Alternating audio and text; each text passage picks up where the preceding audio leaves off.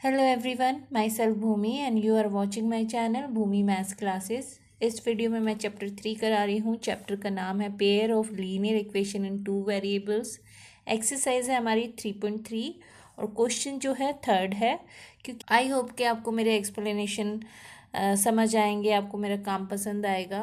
अगर आपको मेरा काम पसंद आए तो please do like, share and subscribe my channel and also hit the like button and notification bell, ताकि मेरी नई वीडियो जब भी मैं डालूँ तो आपके पास नोटिफिकेशन आ जाए। तो स्टार्ट करते हैं। क्वेश्चन नंबर थर्ड है हमारे पास। Form the pair of linear equation for the following problem and find their solution by substitution method. That means कि हमें इसमें सब्सटीट्यूशन मेथड लगाना है। हमें कुछ प्रॉब्लम्स दी गई हैं और उसके सॉल्यूशंस हमें निकालने हैं। अब इसका फोर्थ पार्ट हम देखते हैं। The taxi charge in A city consist of a fix charge together with the charge for the distance covered. उन्होंने बोला है कि एक टैक्सी चार्जेस है एक सिटी में, वो कंसिस्ट करते हैं, एक तो फिक्स चार्ज होता है उसमें, और वो together with the charge for the distance covered. For a distance of 10 kilometre the charge paid is 150 105 105। That means for a journey of 15 kilometer, the charge paid is rupees 155. So, what are the fixed charge and the charge per kilometer, and how much does a person have to pay for traveling a distance of 25 kilometer? तो that means कि इसमें एक तो charge जो fixed है और एक charge वो है जो पर किलोमीटर जो चार्ज कर रहे हैं, तो हमें उनको ही एक्स और वाई मानना पड़ेगा इसमें। तो स्टार्ट करते हैं। Let x be the fixed charge and y is the charge for every kilometer distance covered। जो भी किलोमीटर, जितने भी किलोमीटर जो डिस्टेंस कवर किया जाता है उसके लिए चार्ज जो है वो y है। अब हमें अकॉर्डिंग टू द क्वेश्चन हमें दिया गया है for a distance of 10 kilometre the charge paid is rupees 150। तो अगर हम अकॉर्डिंग टू क्वेश्चन देखें, एक्स तो जो होगा वो फिक्स चार्ज होगा और 10 किलोमीटर जो है उन्होंने डिस्टेंस कवर किया है। तो जो डिस्टेंस कवर किया है उसके साथ हमें वाई लगाना पड़ेगा, क्योंकि वाई चार्ज है, तभी टोटल जो हमारा कॉस्ट है वो पड़ रहा है, तो वो होता है 105 रुपीज़। इसी तरह से दूसरी कंडीशन में क्या करा है उन्होंने, 15 किलोमीटर करा है। तो एक्स तो फिक्स चार्ज है, वो तो दोनों कंडीशन में सेम रहेगा। यहाँ डिस्टेंस अब वो 15 किलोमीटर कर रहा है, जिसको हम वाई से मल्टीप्लाई करेंगे ताकि हम इनका कॉस्ट को लिख सके। अब जो इन दोनों का टोटल कॉस्ट है वो 150 आ रहा है। 150 या 155? 155। तो इस तरह से ये फर्स्ट इक्वेशन मान लेते हैं और इसे सेकंड इक्वेशन मान लेते हैं। अब हमें क्या करना है, सब्सटीट्यूशन मेथड लगाना है। तो हम क्या करते हैं, फर्स्ट में लगा लेते हैं एक्स की वैल्यू फर्स्ट से 105 minus 10y। Now substituting the value of x in equation second, क्योंकि अब हमने फर्स्ट से ली है एक्स की वैल्यू तो उसे हम सेकंड में रखते हैं। तो एक्स की वैल्यू ये वाली मैं इसमें रख देती हूँ। हमारे पास सेकंड जो इक्वेशन है वो ये है। अब मैं एक्स की वैल्यू रख रही 105 माइनस 10y प्लस में 15y 155। यहाँ से दोनों सब्ट्रैक्ट होंगे तो 5y आएगा, और वो भी प्लस का। इधर 155 में से 105 यहाँ पे आ जाता है हमारे पास। ये 50 है, ये 10 है। दैट मीन्स जो पर किलोमीटर वो चार्ज कर रहे हैं वो 10 रुपीज़ है। ये वाई की वैल्यू हो गई है। नाउ वी हैव एक्स जो है हमारे पास 105 माइनस 10y है, तो यहाँ पर सिर्फ हमें y की वैल्यू निकालनी है, y की वैल्यू पुट करनी है, तो आ जाता है हमारे पास 105 माइनस 100, दैट मीन्स कि x की वैल्यू जो है वो 5 रुपीज़ है। जो फिक्स चार्ज था वो 5 रुपीज़ है, और जो चार्ज जो वो पर किलोमीटर करते हैं वो 10 रुपीज़ था। अब उन्होंने एक क्वेश्चन और हमें बोला है कि how much does a person have to pay for travelling a distance of 25 kilometre. Now the charges for the distance 25 kilometre वो होगा हमारे पास x प्लस में 25y। x हमारे पास 5 है, यहाँ से हम ले रहे हैं, और y की वैल्यू जो है 10 है, यहाँ से ले रहे हैं हम, तो हमारे पास आ जाता है 5 प्लस में 250, और इनको ऐड करेंगे तो 255 रुपीज़। ये जो है वो चार्ज है जो वो 25 किलोमीटर डिस्टेंस कवर करने पर देगा। यही 3 हमारे आंसर्स हैं इसमें।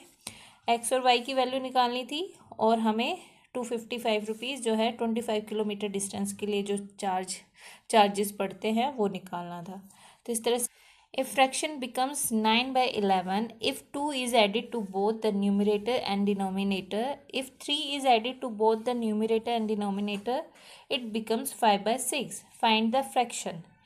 तो इसमें हमें क्या करना है, पहले फ्रैक्शन लेना है x एंड y, फिर उसमें पहले हम 2 ऐड करेंगे, x प्लस 2 अपॉन में y प्लस 2, तो वो हमारा बनता है 9/11। और फिर सेकेंड इक्वेशन के लिए हमें उसमें x में 3 ऐड करना है, x एंड y में, न्यूमरेटर डिनोमिनेटर दोनों में वो बोल रहे हैं ऐड करने के लिए, तब हमारा जो फ्रैक्शन है वो 5/6 बनता है। उसके बाद हमें उन्हें लीनियर इक्वेशन में कन्वर्ट करना है, एंड देन सब्स्टिट्यूशन मेथड लगाना है। तो सबसे पहले हम इमेजिन करते हैं, ये है fifth part, let the fraction be x upon में y। Now according to the question, जब हम उसमें 2 ऐड करते हैं, 2 लिखा है हमारे, yes, x plus 2 and y plus 2, then हमारा जो फ्रैक्शन होगा 9/11। अगर हम उसमें 3 ऐड करते हैं, x plus 3 and y plus 3, तो हमारा फ्रैक्शन होता है 5/6। अब यहाँ से हमें इन्हें लीनियर इक्वेशन में कन्वर्ट करना है। क्रॉस मल्टीप्लिकेशन कर देते हैं, ये 11 इधर, इसको फर्स्ट मान लेते हैं, इसको सेकेंड। अब ये 11x प्लस में 22, और ये 9y प्लस में 9 2 ज़ा 18। अब क्या करना है, ये y इधर चला जाएगा, एंड 18 माइनस 22, तो यहाँ पे आ जाता है 11x माइनस 9y, और ये माइनस के 4। ये हमारा बनता है फर्स्ट लीनियर इक्वेशन, इसको इक्वेशन थर्ड मान लेते हैं। अब नेक्स्ट इसमें क्रॉस मल्टीप्लिकेशन करना है सेकेंड इक्वेशन में, तो 6x from equation second, x plus 3 था, यहाँ पे लिख देते हैं फ्रॉम इक्वेशन फर्स्ट इक्वेशन लिए हमने क्रॉस मल्टीप्लिकेशन करके, ये हमारी सेकेंड इक्वेशन है, इसका क्रॉस मल्टीप्लिकेशन होगा, ये 6 को यहाँ पे हम मल्टीप्लाई करते हैं, 6x प्लस में 6 3 ज़ा 18 एंड 5y प्लस 5 3 ज़ा 15। ये 6x इधर आ जाएगा माइनस 5y, और 15 माइनस में 18। तो इस तरह से ये हमारी, इसको हम फोर्थ इक्वेशन मान लेते हैं। अब ये हमने लीनियर इक्वेशन में फॉर्म कर दिया। अब हमें इसमें सब्स्टिट्यूशन मेथड लगाने के लिए हम क्या करेंगे, इसमें से x की वैल्यू निकालते हैं फ्रॉम इक्वेशन थर्ड लिया था हमने, ये 11x minus 9y equal to में -4। यहाँ से x की वैल्यू निकाल रही हूँ मैं, तो ये -4, ये इधर जाके प्लस का 9y अपॉन में 11। Now substituting the value of x in equation fourth, क्योंकि ये थर्ड और फोर्थ करना है हमें, तो अब मैं इक्वेशन फोर्थ में रख रही हूँ। फोर्थ इक्वेशन हमारे पास क्या है, 6x minus 5y equal to में -3। यहाँ पे x की वैल्यू हम ये रखते हैं अपॉन में 11 माइनस 5y -3। ये 11 यहाँ पे मल्टीप्लाई होएगा, फिर यहाँ पे चला जाएगा। ये यहाँ पे 6 माइनस 6 को 4 से करेंगे तो 24 माइनस का 6 9 ज़ा 54y। ये 11 इससे मल्टीप्लाई हो रहा है तो 55y, एंड ये 11 इधर जाके -33। मैं थोड़ा डायरेक्ट कर रही हूँ क्योंकि स्टेप वाइज ये काफ़ी लेंथी हो जाता। इसको मैंने इससे मल्टीप्लाई करा तो ये पूरे के नीचे आ गया, देन इसको यहाँ ले गए और ये 6 को जस्ट इन दोनों से हमने मल्टीप्लाई किया है। यहाँ पर 44 में से 45 जो है, सॉरी 54 और 55 है तो माइनस का y आ जाता है, इनको सोल्व करेंगे। और यहाँ पे -33 प्लस का 24 हो जाता है ये इधर जाके, तो हमारे पास आ जाती है y की वैल्यू। इसमें से हम सब्ट्रैक्ट करेंगे, 33 में से 24 सब्ट्रैक्ट किया हमने तो हमारे पास आ जाता है माइनस का 9 आ जाता है, माइनस से माइनस कट जाता है तो y हमारे पास 9 आ गया। अब ये वैल्यू हमें x में रखनी है, यहीं पे कर देती हूँ मैं। नाउ वी हैव x जो है -4 प्लस 9y अपॉन में 11 था। यहाँ पर 9 की जगह हम 9 रखेंगे, y की जगह सॉरी, और 11 यहाँ पे आ जाता है -4, 9 9 ज़ा 81 अपॉन में 11। अब 84 में से हम 81 में से हम 81 में से हम 4 सब्ट्रैक्ट करेंगे तो हमारे पास आ जाता है 77, वो भी प्लस का, अपॉन में 11 7 ज़ा। तो इस तरह से जो x की वैल्यू हमारे पास आई है वो 7 आ जाती है। ये ही दो वैल्यूज़ हमारे पास हमें निकालनी थी। ये हमारे पास हो गया है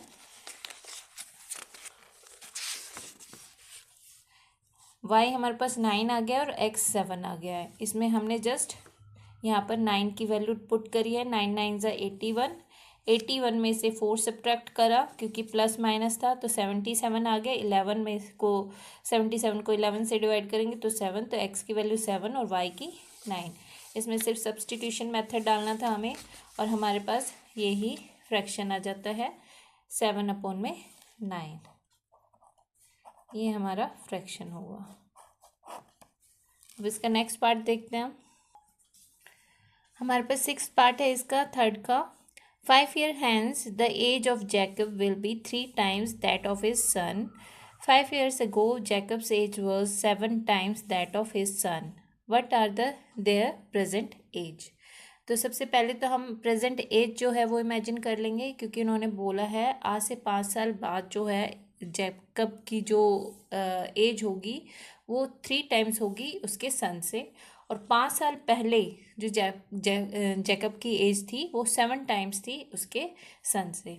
तो सबसे पहले तो इस तरह के क्वेश्चंस में हमें प्रेजेंट एज जो है इमेजिन करनी पड़ती है, अज्यूम करना पड़ता है। Let the present age of Jacob x मान लेते हैं और present age of Jacob's son y मान लेते हैं। तो according to the question Jacob की आज से 5 साल बाद x + 5 और यहाँ पर भी y + 5, लेकिन ये 3 टाइम्स हो जाएगा, 3 टाइम्स। तो ये फर्स्ट इक्वेशन हमारी बन जाती है इधर से x + 5 एंड 3y 15, ये x - 3y और ये इधर जाके सब्ट्रैक्ट होके 10, तो ये हमारी फर्स्ट इक्वेशन बन गई। नाउ अगेन आफ्टर 7 या 5 years ago,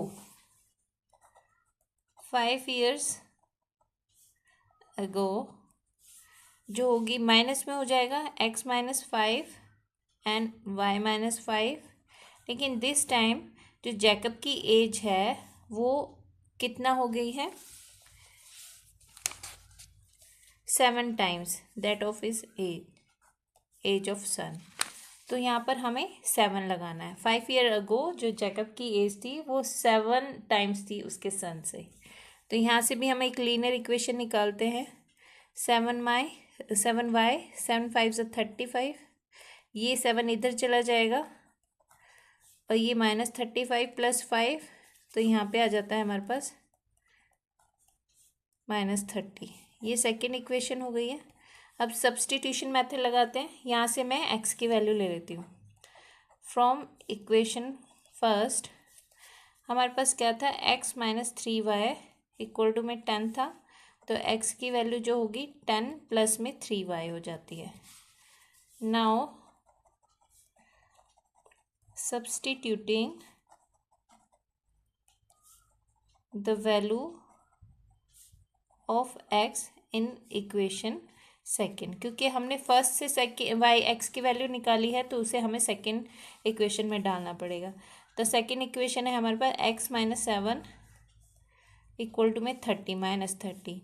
यहाँ पे x की वैल्यू हम डाल रहे 10x 10 प्लस में 3y, ये -7y -30।